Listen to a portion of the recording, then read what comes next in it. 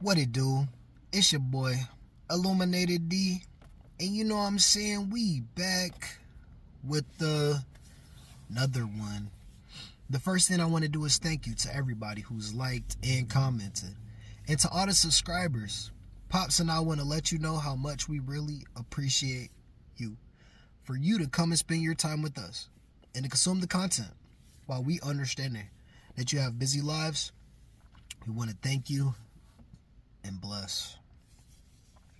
And family, if you'll repeat after me, I can, I will, I have, I done, I did, it is, amen.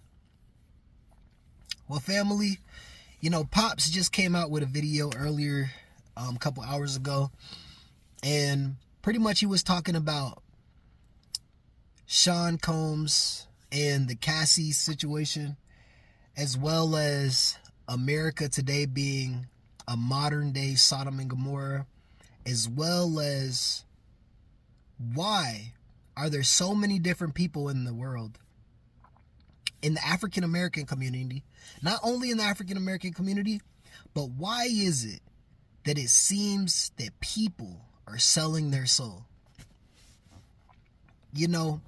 When I look at this topic, honestly, I don't think people are selling their soul.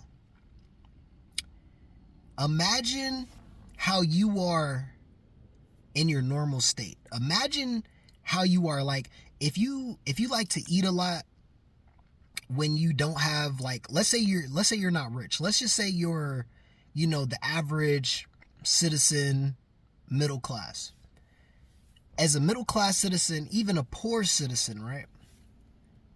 If you like to eat a lot when you're poor, you can imagine how much you like to eat when you get wealthy.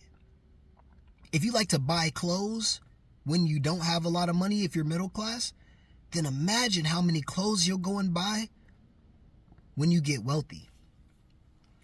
If you like to work on cars, imagine the type of car parts that you'll get when you get wealthy. So what happens is when people go from regular average middle class citizen and then they get endless amounts of capital, it's not that people feel invincible, but you can imagine that money, and a lot of it, amplifies your ego.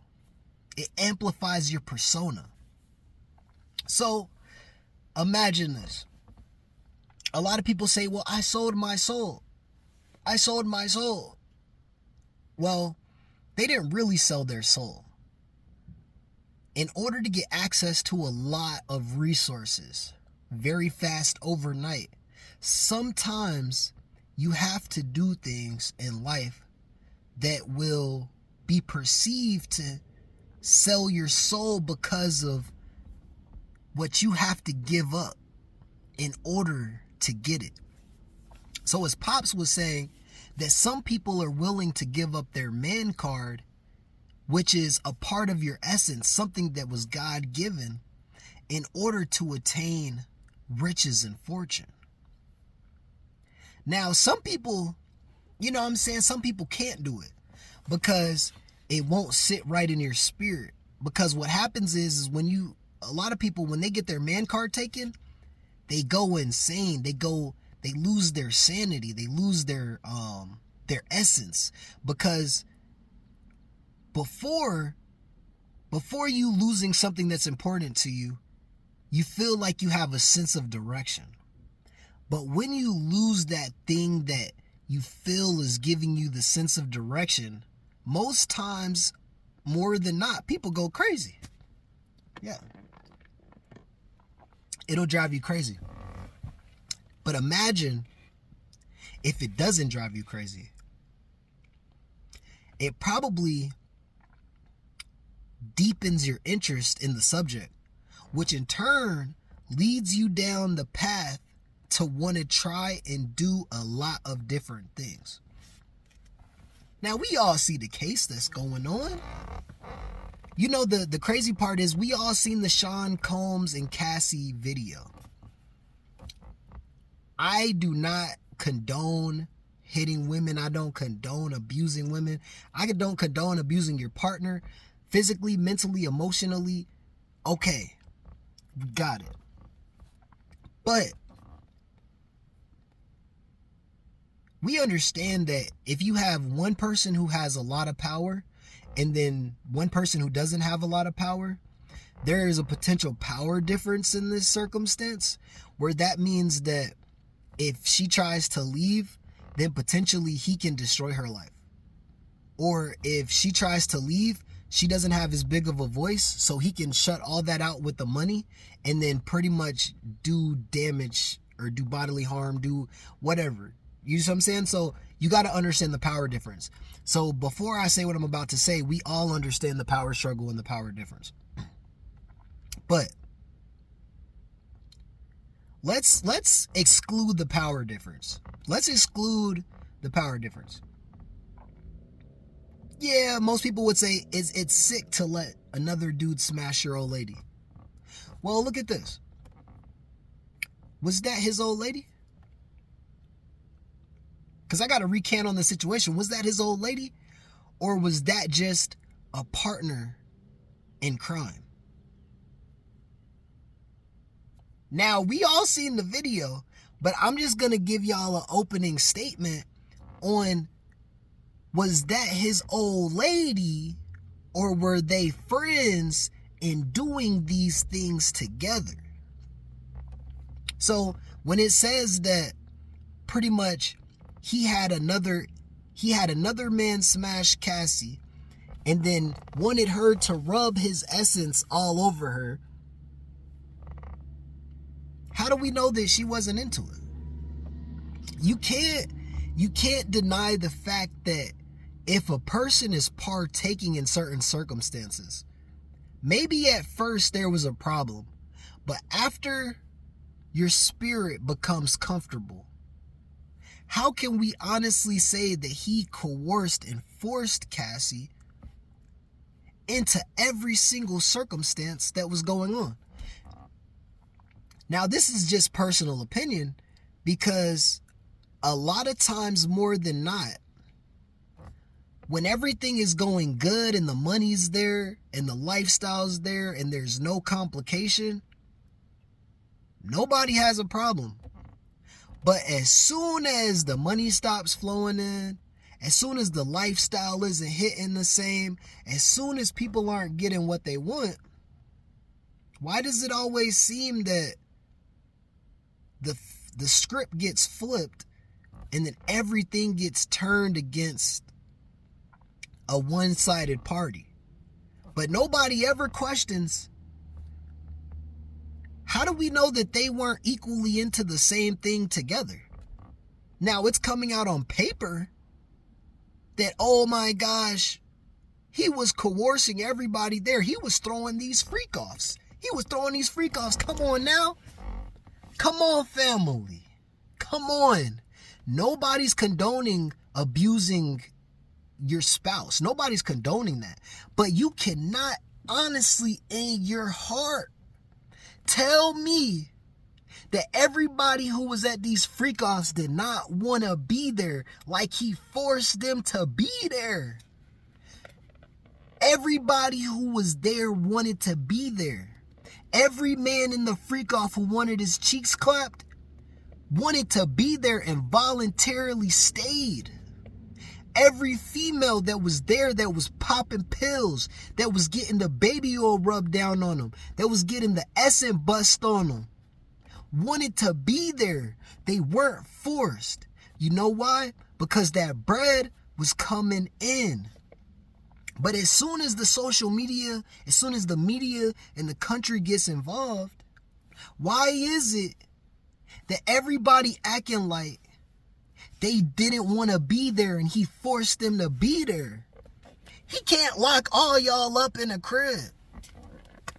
So I'm not condoning some of the things that were said to be going on, because some of it is heinous, right? Some of it is heinous. But why is everybody demonizing and acting like he forced y'all in this circumstance. Like, he forced you to get your cheeks clapped. He didn't force you to do anything. He offered you an opportunity to get your cheeks clapped for a resource, and most of y'all took it willingly, and probably signed a non-disclosure agreement agreeing with it. I mean, I'm just looking at the circumstance, because this always happens. This always happens. You got the bad guy, right? You got the bad guy, the ones who are really the bad guy, and then they put the fall guy into the circumstance, right? They all involved, but guess what? They always want to get the fall guy. They always want to take the fall guy. But everybody else able to just live and be peaceful and have a great time and shit. Like they weren't all involved in the whole circumstance. Like, oh, it was only one person, so we're just going to target this guy. You know what I'm saying? Come on, they all were involved. Every single person in the circumstance that led up to this piece, aside from the video that came out where he was hitting on Cassie, where nobody agrees with that. But everything else led to the point to where we are today. And everybody talking about these freak-offs, which is irritating. We should be talking about the abuse on Cassie. The freak-offs have nothing to do with this. You know why? Because everybody voluntarily signed their agreements and showed up and had a great time together. So why? I'm trying to understand, why do these freak-offs have anything to do with the circumstance that we seen on video where Sean Combs and Cassie had a disagreement, and it's shown to be that there was assault and battery. But aside from that, the freak-offs don't got nothing to do with this, unless, and this is why they say I should be a lawyer, because unless there is documented evidence showing that there was minors involved in any of this circumstance, why is it that adults who are not children, why is it that adults, as I'm saying, adults who are not children, having the ability to get all this front street, you know what I'm saying, footage and all this front street, you know, extra accusations in it, when that was never a part of the case in the first place? We all talking about these freak-offs, but the truth of it is like, why?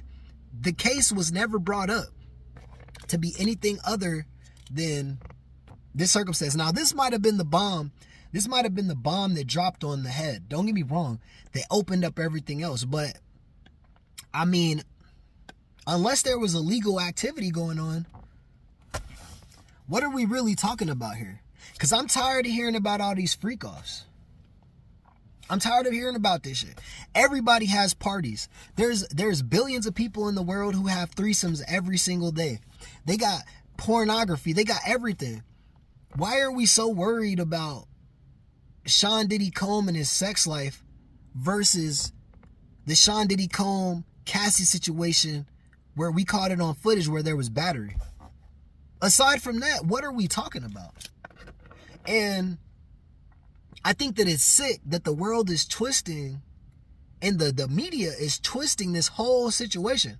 The media is twisting it when it is supposed to be about a specific circumstance. They're coming in and bringing in all this other outside, I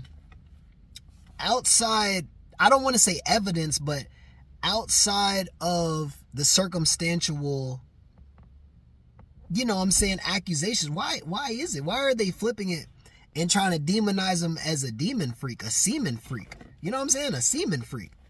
Shit. Whenever you get horny, you turn into a freak too.